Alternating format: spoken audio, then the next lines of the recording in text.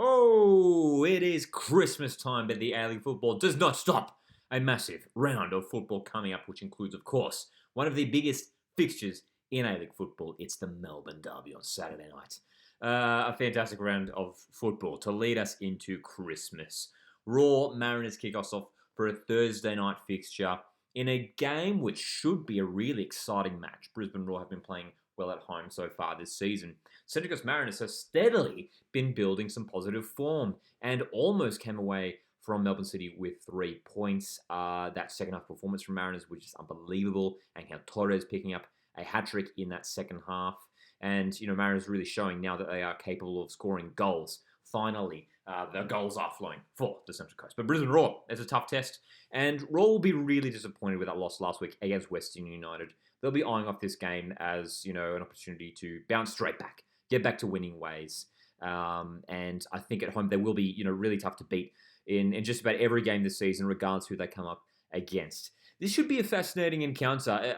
I think Mariners have a chance to come away with this game with something, but again, they'll have to be at their best. If Mariners can put in a similar performance in this game as they did away to Melbourne City, they can get something out of this match. It's a matter for the Mariners. It's a matter of whether they can put in a performance like that throughout the full 90 minutes and not just 45 minutes.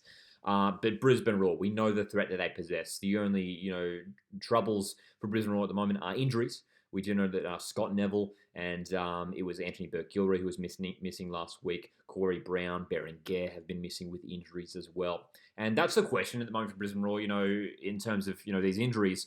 Have they got the squad depth to continue winning games, keep them in the top six? I think they do. I think there are decent players, and we see the young players who are already coming through and, playing some decent football up there at Brisbane Raw. 2-2 draw. I think this one could be an entertaining game, especially for the neutral. And then that takes us to Friday, which sees Adelaide United take on Newcastle Jets. Again, should be a fascinating encounter. Adelaide United, this is a crucial game for them heading into Christmas. They have picked up 3 consecutive losses now, and all of a sudden there's some concerns growing at Cooper Stadium. A decent start to the season, but the last 3 rounds have just been below par for the Reds. And there's been some serious changes across the lineup. We saw last week, a fresh pair of central defenders, Ryan Tunnicliffe coming in to replace Isaias. Changes all across the park. Inasri Irankunda was benched for the game. What, lineup does, Carl Vert put forward for this match? We don't know. We're going to find out on match day, of course, obviously. But he's going to have to put together his strongest 11 to compete with the Newcastle Jets side, who are proving to be quite an unpredictable package. A 2-2 draw at home for the Jets against Glory was probably a disappointing result for them. They would have been hoping to win. Of course, we shouldn't forget that fantastic 3-0 win that the Jets had away to Wellington just a fortnight ago. And I feel like Newcastle Jets have the chance here to get a result out of this game. They're going to look at this Adelaide United side, who have been struggling in recent rounds, and think we can once again get a result on the road. And I think they will do it. 2-1 to the Jets. It would be a 4th consecutive loss for Adelaide. And Newcastle Jets, this is a team who I think seriously have potential of surprising and jumping into the top 6 come the end of this season. If those young players can keep putting together some decent form. Apostolos Stamatolopoulos, their strikers, in fantastic goal-scoring form. And Adelaide, concerns for them at the moment. Wellington Phoenix, Western Sydney Wanderers shapes up as one of the most tantalising affairs this weekend. Wellington Phoenix returning to the top of the ladder. Wanderers around that top position as well. 2 teams who are playing fantastic football and very, very hard to beat. Is there a way to split this one? Yes. For me, it has to be Wellington Phoenix. I think we saw Wellington win 3-0 away to Macarthur, who, again, Macarthur have been a good side this season. They won 3-0 away to the Bulls and have played some really impressive football and showed that 3-0 loss to Newcastle the week before was maybe just a one-off result. It wasn't the sign of anything more serious for the Phoenix. They're playing with such confidence right now, and the football that they're playing is very attractive. It's fun to watch, and they are dangerous in front of goal. This one will be close. I can't see more than one goal splitting it. I can't see Phoenix running away with this one against a good Western Sydney Wanderers side. We do know the Wanderers have been struggling with injuries here and there as well. Could someone like Milos Ninkovic make his return to the Wanderers side in this game? He's returning from injury. And look, Wanderers could get a result from this game, but they will have to be at their best in order to do so. I just can't see it happening, though, because Wellington are playing so well at the moment. I see them keeping their place at the top of the table with a 2-1 win at home. And then Sydney FC, Western United. Two teams who are struggling at the moment. Bottom 4 on the A-League men's ladder. And it's just been really disappointing. Sky Blues losing that Big Blue last week. Western United finally breaking that losing drought to win at home to Brisbane Roar. And they showed, what those decent players in the squad can do. I mean, someone like Daniel Pena, who has been pretty quiet so far this season, had a fantastic game last week against Brisbane. And it was mainly because finally Coach John Aloisi shifted him to the centre of the park, playing him in a more of a central attacking midfield role, which is a position where he flourished during his time at Newcastle Jets a couple of years ago. If Daniel Pena was playing that position once again, Western have the ability to score goals against Sydney FC. The Sky Blues, though, I still think they're a dangerous team.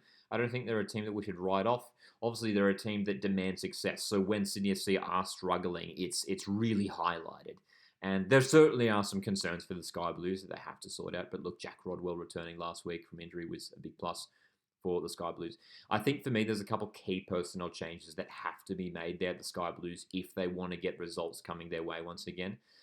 If Ufuk Taylor makes those changes, and I expect him to, make those changes, especially up front, then Sky Blues, I think, have enough to win this game. Again, I think it'll be close. 2-1. Western United could snatch a result here against a struggling Sydney FC side. But Sky Blues at home, it's been a bit, back and forth for Sydney FC at the moment. Winning one game, losing the next week. I think the trend's going to continue here. I think they will win here against Western United. And then it's the big one, the Melbourne Derby. Melbourne City, Melbourne Victory. And this is a really fascinating Melbourne Derby, our first one of the season, because Victory, we know how good they have been this season. We don't need to talk about Bruno Fornaroli. We all know how good Fornaroli, how good he has been playing so far this season. 12 goals in the campaign already. It's just unbelievable. And you'd back him to get on the score sheet once again here. Melbourne City, they have been, performing under below par. And, almost lost to Central Coast Mariners last week. Late equaliser for City, making it a 3-3 draw. But defensively, they've just been conceding too many goals. How can they fix that up? And it's worrying because they're coming up against one of the best attacks in the league in Melbourne Victory, who, we talk about Bruno Fornaroli, but we shouldn't forget the likes of Zinedine Machash. Daniel Arzani scored his first goal in Victory colours last week. This is a team with weapons all across the front line, and I think it'll be goals galore. I really, really do, and I think it'll be goals galore in favour of Melbourne Victory. I'm expecting a 4-2 scoreline here in this one. I'm calling a big one. It's a big prediction. Look, Melbourne City, despite underperforming this season, I think Tolga Arslan has been fantastic for Melbourne City. And when you got someone like Jamie McLaren up top, there are always a goal threat there. Melbourne City Victory, though, they're just unstoppable at the moment, and should score a bag of goals here against their rivals to once again lift them further up the ladder. What a match that should be. Join us for the live watch along for that one on Saturday evening. Perth Glory, Macarthur FC. One final fixture to round us out. A late kickoff here if you're on the East Coast. Glory back at home will be super eager to win, man. They need to get back to winning ways. They've been struggling with their form of late. Still just the one win for the campaign. And currently sit bottom of the ladder.